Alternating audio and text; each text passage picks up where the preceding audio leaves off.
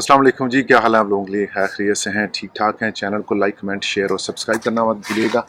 आज के वीलॉग में जी हम ई वीज़ा के ऊपर डिस्कस करेंगे। अच्छा, पिछले कुछ दिनों से ना मुझे बहुत सारे लोगों के मैसेज और कॉल आए हैं और उनका एक ही पॉइंट था कि हमारा जी ई वीज़ा कहाँ पे है और उनको आइडिया नहीं हो रहा कि ये ई वीज़ा कहाँ पे मिलेगा, क्योंकि वो तो ऑलरेडी उनके पासपोर्ट के ऊपर वीज़ा लगा हुआ है।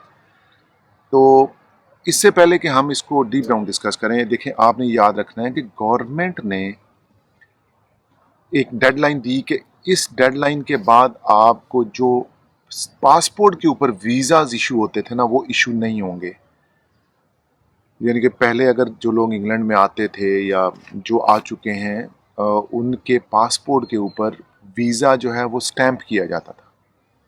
अब गवर्नमेंट ने अनाउंस कर दिया कि जी आज के बाद आपके पासपोर्ट के ऊपर जो इंग्लैंड का वीज़ा है वो स्टैंप नहीं होगा, वो ई वीज़ा होगा। ई वीज़ा यानी कि डिजिटल वीज़ा होगा। आपके यूके वीआई अकाउंट के अंदर जब आपका वीज़ा अप्रूव हो जाएगा तो वहाँ पे लिखा आ जाएगा कि हाँ जी, इस बंदे को वीज़ा मिल गया, और आप यूके वीआई के अकाउंट के अंदर जाके अपना शेयर कोड निकाल के आप अपना वीज़ा प्रूव कर सकेंगे कि हाँ जी, मेरे पास वीज़ा है। बे क्वेश्चन ये आता है कि जिन लोगों के ऑलरेडी स्टिकर लगे हुए हैं उनका वीज़ा कहाँ पे है। या तो फॉर एग्जांपल वो स्टूडेंट हैं या वो आ चुके हैं और उनका वीज़ा वन टाइम एंट्री है, तो वो तो 3 महीने के लिए होता है, वो एक्सपायर हो जाता है और उसके बाद उनका जो वीज़ा होता है वो ऑनलाइन होता है।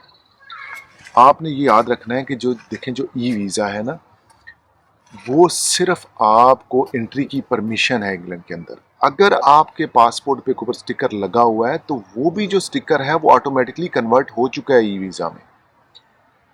यूकेवीआई का जो अकाउंट होता है उसके अंदर आपने जाना है। अब आपको ये याद रखना है कि जब आपने यूकेवीआई का अकाउंट बनाया था तो आपने कौन सा आइडेंटिटी डॉक्यूमेंट उनको दिया था। आप अपने पासपोर्ट दिया था, सीएनआईसी नंबर दिया था, यूकेवीआई कॉन्टैक्ट या नंबर दिया था, या कुछ भी जो आपने अकाउंट क्रिएट करते हुए डॉक्यूमेंट यूज़ किया था, उसी अकाउंट को यूज़ करते हुए आपने लॉगिन करना है। और वहाँ पे 3-4 स्टेप हैं छोटे से, जिसके अंदर आपने अपनी आईडी प्रूव करनी है, एड्रेस प्रूव करना है, आपका स्टेटस प्रूव करना है, कुछ 1-2 चीज़ें और होती हैं और वो हार्डली मेरा ख्याल है 3-4 मिनट का काम है।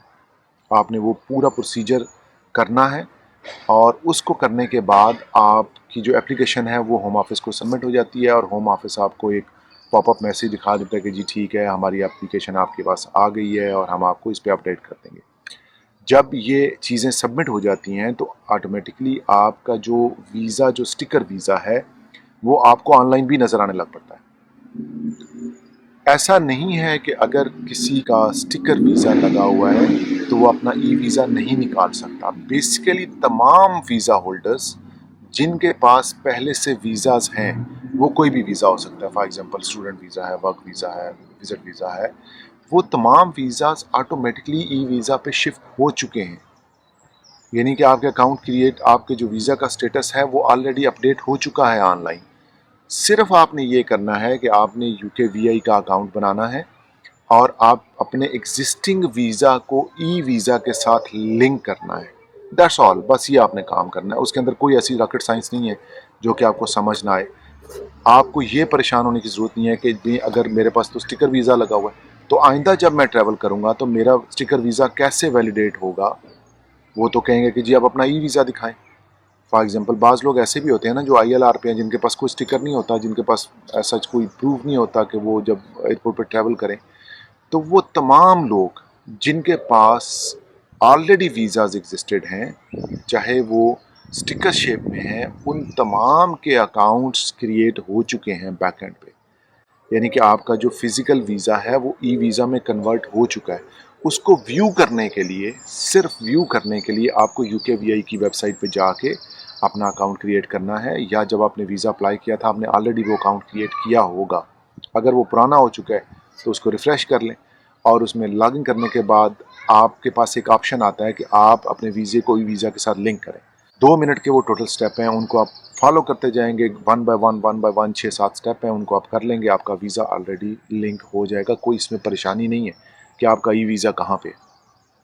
कोई हेल्प चाहिए हो मेरे व्हाट्सअप नंबर पर रब्ता कर लें। चैनल को लाइक कमेंट शेयर और सब्सक्राइब करना मत भूलिएगा। नेक्स्ट वीलॉग तक मुझे इजाज़त दीजिए। Take care of your self.